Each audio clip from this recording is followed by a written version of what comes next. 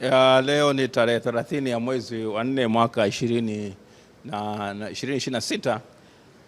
Mahakama Kuu ya Tanzania Masjala ndogo ya Dar es Salaam imetoa uamuzi mdogo kuhusiana na maombi ya mwenyekiti wa Chama cha Demokrasia na Maendeleo ndugu Tundu Antipas Mugwai Lissu ya kuomba kuunganishwa katika kesi namba 8323 ambayo ilikuwa imeletwa na Said Issa na wenzake wawili, Ahmed Rashid na marehemu sasa Maulida Anna Komu ambaye amezikwa jana.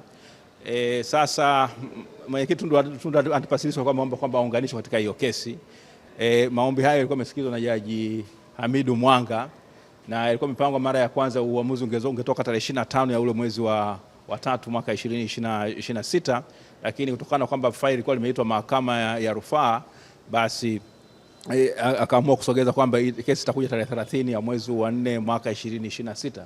Na baada ya maamuzi yamesomwa na msajili na katika uamuzi wake ni kwamba amekataa kumuunganisha ndugu Tundu Antipas Mugwai Lissu. Anasema kwamba mbali ya kwamba yeye ni mwenyekiti wa chama, lakini kwa kuwa ameleta katika nafsi yake na si katika nafasi yake ya mwenyekiti wa chama, basi hana maslahi ya moja kwa moja, na kwamba amri ikitoka kwamba kile cheo kinaweza kukaliwa na mtu yeyote mwingine, sio lazima awe yeye. Kwa hiyo yeye kuingia kwa nafsi yake si sahihi, kuomba kuingia kwa nafsi yake. Kwa maana hiyo amekataa na kusema kwamba anaweza akaja kama shahidi. Kwa hiyo ndio ambacho kimetokea na maombi hayo yamekataliwa.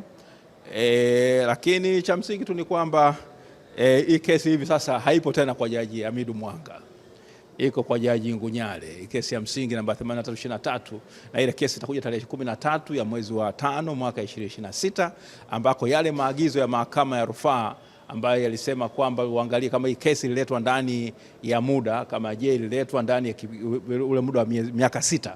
Madai ya namna hiyo yanatakiwa yaletwe tokea ndani ya miaka 6 tokea mgogoro ulipoanza. Sasa katika uamuzi wa leo wa Jaji Hamidu Mwanga, wakili wa upande wa Said Issa, Ahmed Rashid pamoja na marehemu Maulida Anna Komu alisema kabisa tena kwa msisitizo kwamba mgogoro ulianza mwaka 2016 kabla Tundu Antipas Lissu hajachaguliwa kuwa mwenyekiti wa Chama cha Demokrasia na Maendeleo. Sasa haya yote tutayapeleka vizuri kabisa katika mbele ya Jaji Ngunyale ili aweze kutusaidia kutuambia, je, 2016 mpaka 2025, je, hiyo ni miaka mingapi? Ni miaka 6 au ni miaka 9? Basi uamuzi utafanyika tarehe hiyo. Asante. Hiyo kesi nyingine bado, kesi ya uhaini hatujapata tarehe, kwa sababu kesi iko mahakama ya rufaa.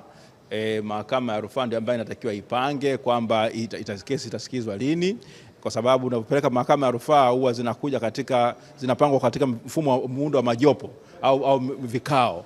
Kwa hiyo ni jaji mkuu ambaye ana jukumu pamoja na msajili wa mahakama ya rufaa ambao wanatakiwa kupanga hizo kesi zije lini. Lakini madhari ni kesi ya jinai na ni kubwa kushinda zote kesi ya uhaini. Ni rai yetu kwamba hakuna kesi kubwa kama kosa la uhaini au kesi ya uhaini, na madhari ndio kosa ambalo limetamkwa na katiba ya nchi. Kwa hiyo uendeshaji wake unatakiwa uwe wa haraka, na ukumbuke mwenyekiti Tundu Antipas Lissu yuko gerezani, anastahili na kwa maana akiwa gerezani ile haki yake ya uhuru imebinywa, kwa sababu inakatazwa na sheria hawezi kupata dhamana. Kwa hiyo kwa misingi ni kwamba inatakiwa kesi yake isikilizwe haraka. Hiyo imepelekwa, ni maombi yale ya serikali wamepeleka kule, hiyo kesi ya mapitio. Basi ni rai yetu kwamba kesi hiyo iitwe haraka, ipangwe, ukweli ujulikane kama serikali walikuwa sahihi katika maombi yao au sivyo, na ili mwisho wa siku jopo la majaji hapa wa Mahakama Kuu waweze kuendelea kusikia kesi na kuitolea uamuzi. Asante.